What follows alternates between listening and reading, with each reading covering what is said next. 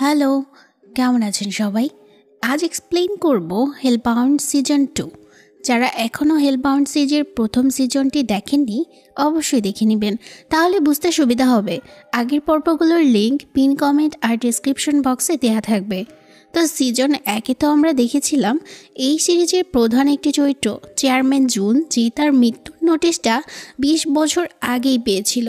এই মুহূর্তে সে ওই সময়টার জন্যই অপেক্ষা করছে। সে ডিটেকটিভ জিনকেই শুধুমাত্র এই লোকেশনটা দিয়েছে।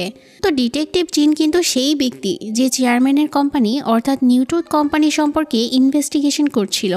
ডিটেকটিভ এসেছে তার মেয়ের খোঁজে, কারণ অনেকক্ষণ ধরেই সে তার মেয়েকে খুঁজছিল। পরে কোনো একটা ভাবে সে জানতে পারে তার মেয়ের হদিস একমাত্র চেয়ারম্যানই দিতে পারে। যাই হোক, ডিটেকটিভ জিন খুবই রেগে আছে। রাগটা তো স্বাভাবিক, এমনিতেই সে এখনকার এসব ঘটে যাওয়া বিষয়গুলো চোখের সামনে দেখেও বিশ্বাস করতে পারছে না। এদিকে তার মেয়ে নিখোঁজ, তাই বন্দুকটা তাক করে সে চেয়ারম্যানকে জিজ্ঞেস করে তার মেয়ে কোথায়। ওইটা বলার আগে চেয়ারম্যান তার সত্যিটা ডিটেকটিভকে জানায়, কারণ এখন পর্যন্ত কেউই কিন্তু তার মৃত্যুর ভবিষ্যৎবাণী সম্পর্কে জানে না। সে ডিটেকটিভ জিনকে এটাও বলে, দেখো তো, আমি ছোটবেলা থেকে এখন পর্যন্ত কোনো পাপ করিনি, বরং ছোট থাকতেই আমাকে বলা হয়েছিল আমি ভালো বাচ্চা হয়ে থাকলে আমার বাবা মা আবারও ফিরে আসবে। আমি তো তেমনই ছিলাম, কিন্তু পাপ না করা সত্ত্বেও আমার নোটিশ মিলেছে। তারপরও কিন্তু আমি মানুষকে সেই পাপ থেকে বিরত রাখার মতোই একটা পরিস্থিতি তৈরি করেছি। এখন পৃথিবীর ভবিষ্যৎ তোমার হাতে। তুমি চাইলে আমার ডেমনস্ট্রেশনের ব্যাপারটা সবাইকে জানিয়ে দিতে পারো, অথবা চুপ থাকতে পারো। এসব কথাবার্তা কিছুক্ষণের মাঝেই ডিটেকটিভ জিনের সামনেই সেই 3 দানব চেয়ারম্যানকে নৃশংসভাবে মেরে ফেলে। এরপর ডিটেকটিভ জিনের আর কোনো খোঁজ ছিল না। হঠাৎ করেই সে গায়েব হয়ে গিয়েছে। অন্যদিকে সাধারণ মানুষেরাও জানে চেয়ারম্যান সেদিনের পর থেকে গায়েব। কিন্তু হঠাৎ করেই আমরা চেয়ারম্যানকে আবার ঘুম থেকে জেগে উঠতে দেখি। সে বুঝতে পারছে না যে এই মুহূর্তে সে আসলে কোথায় আছে। এদিকে আবার তার পাশ থেকে একটা মেয়ে উঠে বসেছে।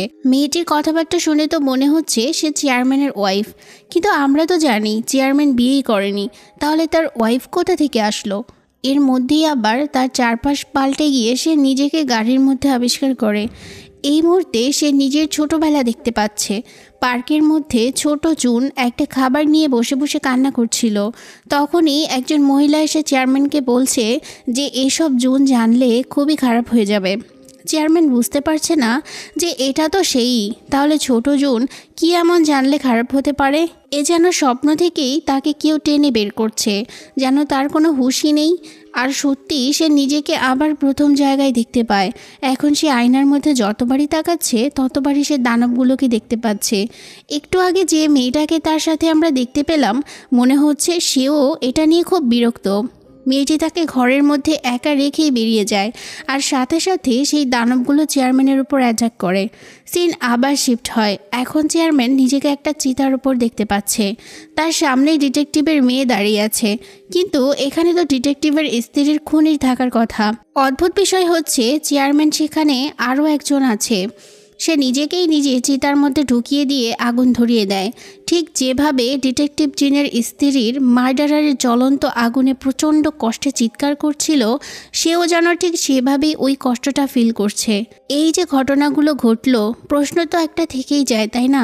যে চেয়ারম্যান তো মারা গিয়েছিল, তাহলে সে কিভাবে ট্রান্সফার হয়ে হয়ে এমন সব ঘটনায় অ্যাটাচ হচ্ছে? এবার তাহলে মূল ঘটনায় যাই। চেয়ারম্যান যেখানে মারা গিয়েছিল সেখানে হঠাৎ তার চারপাশ থেকে চেয়ারম্যানের দেহের ছাই একত্রিত হয়ে যায়, আর আস্তে আস্তে চেয়ারম্যান জীবিত হয়ে ওঠে। এতক্ষণ এসব কিছু ছিল তার দেখা জাস্ট কিছু ভিশন। জীবিত হওয়ার পর সে যখন বাইরে আসে, তখন ইমহি নামের এক ব্যক্তি তাকে উদ্ধার করে তার বাড়িতে নিয়ে যায়। লোকটিকে দেখে একটু সন্দেহজনক মনে হচ্ছিল। অন্যদিকে এবার অ্যারোহেডের পাগলাটের সদস্যদের দেখানো হয়। মনে আছে আগের সিজনে যেই বাচ্চাটার মৃত্যুর নোটিশ পেলেও তার বাবা মা নিজেদের স্যাক্রিফাইস করে বাচ্চাটিকে বাঁচিয়েছিল? এরপর থেকে তো নিউট্রুথ কোম্পানির জনপ্রিয়তা একেবারে কমে যায়। মানুষ এখন বিশৃঙ্খলভাবে ধর্মমত পোষণ করছে, তবে বেশিরভাগই অ্যারোহেডে নাম লিখিয়েছে। যাই হোক, অ্যারোহেডের সদস্যরা সেখানে একটা মানুষকে ধরে নিয়ে এসেছে, যারও মৃত্যুর নোটিশ মিলেছে। এইসব নিয়ে তারা যেন রীতিমতো একটা বিজয় উল্লাসে মেতে উঠেছে। এমনকি তারা এইসব নিয়ে লাইভ ব্রডকাস্ট ব্রডকাস্ট পর্যন্ত করছে। কিছুক্ষণের মধ্যে স্টেজে একটা মেয়ে উঠে ভাষণ দিতে থাকে। মেয়েটি নিজের নাম বলে সানশাইন। নোটিশ পাওয়া লোকটিকে তারা সবাই মিলে ফোর্স করতে থাকে যে সে আসলে কি পাপ করেছিল। লোকটি বলে একসময় সে স্কুলের বাচ্চাদের র্যাগিং করত, এছাড়া তার জীবনে সে আর কোনো পাপ করেনি। এদিকে আবার সানশাইন নামের মেয়েটি তার একটা পোড়া হাত দেখায়। সে বলছিল অন্য একটি মানুষের ডেমনস্ট্রেশনের সময় নিজেকে স্যাক্রিফাইস করতে গিয়ে তার হাতটা জ্বলে গিয়েছে। এমনকি এই মুহূর্তে সেখানে থাকা নোটিশ মেলা ব্যক্তিটির পাপ মোচনের জন্য সে নিজেকে পুরোপুরি স্যাক্রিফাইস করতে যাচ্ছে। আবার সেখানে থাকা মানুষদেরও বলছে যে তারাও করবে কিনা। তো কিছুক্ষণের মধ্যেই দানবগুলো চলে এলে তারা সবাই প্রথমে ওই লোকটিকে দানবের হাত থেকে বাঁচানোর চেষ্টা করছে। আর ফাইনালি যখন লোকটিকে দানবেরা পুড়িয়ে ফেলতে আসে, তখন স্বেচ্ছায় সানশাইন সহ আরও বহু মানুষ সেই নরকের আগুনে ঝাঁপিয়ে পড়ে নিজের জীবন ত্যাগ করে ফেলে। তো লাইভ ব্রডকাস্টে যারা ছিল তারা এমন বলিদানের প্রতি সম্মান দেখিয়ে চেয়ারম্যানকে বারবার মিথ্যা বলছিল যে এই নিউট্রুথ কোম্পানি এত মানুষকে মিথ্যা বলে এসেছে। তো এবার আমরা নিউট্রিতের বর্তমান চেয়ারম্যান কিমকে দেখতে পাই। সে গাড়িতে কোথাও একটা যাচ্ছিল, কিন্তু হঠাৎই তার গাড়িতে অ্যারোহেডের সদস্যরা হামলা করে। তারা চেয়ারম্যান কিমের গলায় রশি বেঁধে একটা গাড়ির সাথে টানতে টানতে নিয়ে যাচ্ছিল। তার ড্রাইভার তাকে বাঁচানোর জন্য আসে, কিন্তু লোকটি এতটাই অকৃতজ্ঞ যে ড্রাইভারকে অ্যারোহেডের হাতে দিয়ে নিজেই গাড়িতে উঠে কোনো রকমে সেখান থেকে হেডকোয়ার্টারে ফিরে আসে, যেখানে সরকারের এক কর্মকর্তা লি নামের এক মহিলা তার জন্য অপেক্ষা করছিল। মূলত নিউট্রুথ, অ্যারোহেড আর সুডো কোম্পানির মধ্যে যেই সংঘর্ষটা চলছে সে এটারই সুযোগ নিচ্ছে। এই ব্যাপারে আস্তে আস্তে আরও জানা যাবে। তো মহিলাটি চেয়ারম্যান কিমকে নানান ধরনের পরামর্শ দিচ্ছে যেন নিউট্রুথের জনপ্রিয়তা আবার আগের মতো ঠিক করা যায়। কিন্তু একটা গোপন সিসিটিভি ফুটেজ মহিলাটির কাছে কোনোভাবে এই নিউট্রুথেরই কেউ লিক করেছে। আর ভিডিওটা হচ্ছে মিস পার্কের জীবিত হওয়ার ভিডিও। প্রথম সিজনের শেষে তো আমরা দেখেছিলাম মিস পার্কের জীবিত হয়ে ওঠা। এই সত্যটি নিউট্রুথ কোম্পানি লাস্ট 4 বছর ধরে মানুষের কাছ থেকে গোপন রেখেছে। কিমের তো এখন মিস লির কথা শোনা ছাড়া আর দ্বিতীয় অপশন থাকে না। সে পার্কের কাছে তাকে নিয়ে যায়, কিন্তু মিস পার্ক জীবিত হওয়ার পর থেকে এখন পর্যন্ত তার সন্তানদের নাম ছাড়া আর কোনো কথাই বলেনি। এদিকে মিস লি চাচ্ছে নিউট্রুথ এখন মিস পার্কের জীবিত হওয়ার কথাটা রিভিল করে দিক, তাতে অন্তত নিউট্রুথের হারিয়ে যাওয়া জনপ্রিয়তা আবার ফিরে আসতে পারে। কথার চক্রে কিম প্রথম চেয়ারম্যান অর্থাৎ জুনের সত্যটাও বলে দেয়। তারা ধারণা করছে মিস পার্ক যদি জীবিত হতে পারে তাহলে চেয়ারম্যান জুনের এমন একটা চান্স আছে। কিন্তু মিস্টার জুনের মৃত্যুটা কোথায় হয়েছে তা তো একমাত্র ডিটেকটিভ জিন ছাড়া কেউ জানে না। এখন তারা তাই ডিটেকটিভ জিনকেই খুঁজে বের করতে চায়। এরপরেই ডিটেকটিভ জিনকে দেখানো হয়। আসলে সেই দিনের পর থেকে জিন তার মেয়েকে নিয়ে গা ঢাকা দিয়েছিল। তাছাড়া তার মেয়ের ক্যান্সার ধরা পড়েছে। মেয়েটির চেহারা দেখলেই বোঝা যায় যে তার কি করুণ একটা অবস্থা হয়েছে এখন। কিন্তু এত কষ্ট থাকা সত্ত্বেও সে সারাক্ষণ মোবাইলে নিউট্রুথের সব আপডেট দেখা নিয়েই পড়ে থাকে। মেয়েটির কথা বলা শুনেও বোঝা যায় সে চেয়ারম্যান জুনের কত বড় একজন ভক্ত। যাই হোক, ডিটেকটিভ তার মেয়ের জন্য ডক্টর দেখিয়ে কিছু ঔষধ নিতে এসেছিল। সে খেয়াল করে একটা কালো গাড়ি তার উপর অনেকক্ষণ ধরে নজর রাখছে। সে বারবার রাস্তা চেঞ্জ করছে, কিন্তু লোকগুলো তার পিছু ছাড়ছেই না। কোনো রকমে কালো গাড়ির মানুষগুলোর চোখ এড়িয়ে সে বাড়ির সামনে তো আসে, কিন্তু সেখানেও এক বিপদ তার জন্য অপেক্ষা করছিল। কারণ নিউট্রুথের সদস্যরা তাকে না পেয়ে তার মেয়েকে কিডন্যাপ করছে। মেয়েকে বাঁচাতে গেলে সে কালো গাড়িটাও সেখানে চলে আসে আর বেরিয়ে আসে মিস মিন। তো মিস মিন তার লোকজন সহ নিজে নিউট্রুথের লোকদের সাথে ফাইট করে আর জিন আর তার মেয়েকে বাঁচায়। অন্যদিকে নিউট্রুথের লোকজন কিমকে জানিয়ে দেয় মিস মিনের কথা। তারা বিশ্বাসই করতে পারছে না মিস মিন কীভাবে তাদের প্ল্যানের ব্যাপারে জানলো। এদিকে ডিটেকটিভ জিনও বুঝতে পেরেছে মিস মিন কি চায়। এই মুহূর্তে নিউট্রুথ যেমন চেয়ারম্যান জুনের ডেমনস্ট্রেশনের ব্যাপারে পড়ে আছে, সুডো কোম্পানিরও সেই একই খবরের পিছনে পড়ে আছে। প্রথম দিকে জিন এসব বলতে না চাইলেও এই মুহূর্তে তাদের জীবন বাঁচানোর কৃতজ্ঞতা স্বরূপ মিনকে লোকেশনটা জানিয়ে দেয়। এরপর আমাদের গোপন একটা জায়গায় মিস মিনের লুকিয়ে থাকা সুডো কোম্পানিকে দেখানো হয়। খুবই সিকিউরিটি আর নিরাপত্তার মাধ্যমে তারা সার্বক্ষণিকভাবে চেষ্টা করে যাচ্ছে নিউট্রুথ কোম্পানির ভেলকিবাজিগুলোকে রিভিল করার জন্য। সেখানে কিন্তু সেই বাচ্চাটিকেও দেখানো হয় যে কিনা একমাত্র মানব সেই দানবের হাত থেকে বেঁচে গিয়েছিল। বাচ্চাটি এখন বেশ বড় হয়ে গিয়েছে। সুডো কোম্পানির লোকজন মনে করে হয়তো ওই দানবগুলোকে মেরে ফেলার মতো কোনো এক শক্তি অবশ্যই বাচ্চাটির মধ্যে রয়েছে, আর তাই তো তারা সারাক্ষণ বাচ্চা মেয়েটিকে সিসিটিভি ফুটেজের মাধ্যমে পর্যবেক্ষণ করে যাচ্ছে। তবে বাচ্চাটিকে সব ধরনের সুযোগ সুবিধা দেওয়া হলেও সে পরিবারের আদর পাচ্ছে না।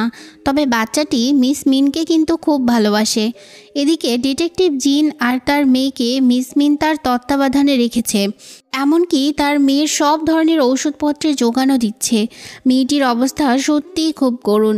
নিউট্রুথ আর চেয়ারম্যান জুন ছাড়া তার মুখে যেন অন্য কোনো কথাই নেই। তাকে শান্ত করতে হলে, এমনকি ঘুম পাড়াতে হলেও ডিটেকটিভ চেয়ারম্যান জুনের গল্পও শুনিয়ে তাকে ঘুম পাড়িয়ে দেয়। অন্যদিকে নিউট্রুথ কোম্পানির মিস পার্কের জীবিত হওয়ার কথাটা রিভিল করার জন্য সব ধরনের প্রস্তুতি শেষ।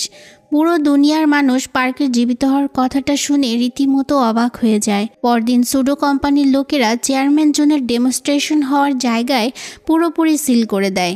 তারপর সব জায়গা সিসি ক্যামেরা সেট করে রাখে। এমন সময় সেখানে আমরা মিস্টার ইমহিকে দেখতে পাই। মনে আছে এই ব্যক্তিকে, যে চেয়ারম্যান জুনকে পুনরায় জীবিত হওয়ার পরে রেস্কিউ করেছিল? তো লোকটি মিনকে জানাতে এসেছে এখানে চেয়ারম্যান জুনের জন্য অপেক্ষা করে লাভ নেই, কারণ সে তো অলরেডি জীবিত হয়েছে। তাছাড়া সে চেয়ারম্যান জুনকে এই সুডোর লোকদের হাতে তুলে দিতে চায়। লোকটি সুডো কোম্পানির কোনো সদস্য না, তাহলে সে কেন এমনটা করলো? অবশ্যই বড়সড় কোনো কারণ না থাকলে তো এমনটা করার কথা না। আর হ্যাঁ, এই ইমহি নামের ব্যক্তিটির একটা পাস্ট রয়েছে, তার জন্য আমাদের কয়েকদিন পিছনে যেতে হবে। লোকটি আগে থেকেই চেয়ারম্যানের ডেমনস্ট্রেশনের জায়গায় সিসি ক্যামেরা লাগিয়ে রেখেছিল। সে কিভাবে এই লোকেশন জানতে পেরেছে তা এই সিরিজে তেমনভাবে রিভিল করা হয়নি। যাই হোক, চেয়ারম্যানের জীবিত হওয়ার ভিডিও ফুটেজ দেখেই সে ওই জায়গায় চলে যায় আর তাকে উদ্ধার করে নিজের সাথে নিয়ে আসে। এরপরে জুনকে দেখানো হয় সে ঘুমিয়েই ছিল, কিন্তু দানবগুলো যেন তার পিছু ছাড়ছেই না। এখনও সে ঘুমের মধ্যে দানবগুলোকেই দেখে লাফিয়ে ওঠে। অন্যদিকে চেয়ারম্যান কিম এখনও চেষ্টা করছে পার্কের থেকে কথা বের করতে, কিন্তু তার উত্তর শুধু তার সন্তানদের নিয়েই। কিম তো প্রচণ্ড রেগে যাচ্ছিল। এত চেষ্টার পরেও সে মিস পার্কের মুখ থেকে কোনো কথাই জানতে পারছে না। তারপরও নিজেকে কোনো রকমে সামলে পার্কের সন্তানের কথা বলে অবশেষে রাজি করায়। এখন পার্ক কিমের সব প্রশ্নের উত্তর দিবে, শর্ত শুধু তার সন্তানদের যেন কোনো ক্ষতি না হয়।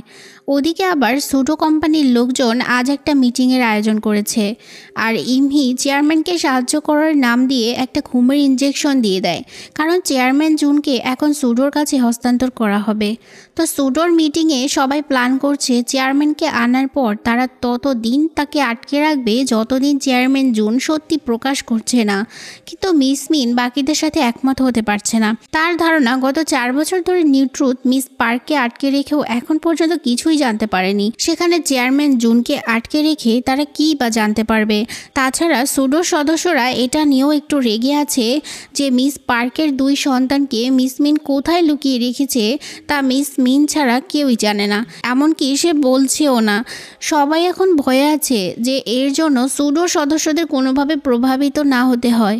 তাই এমন এলোমেলো কাজের জন্য তারা ঠিকভাবে কোনো সিদ্ধান্তই নিতে পারে না।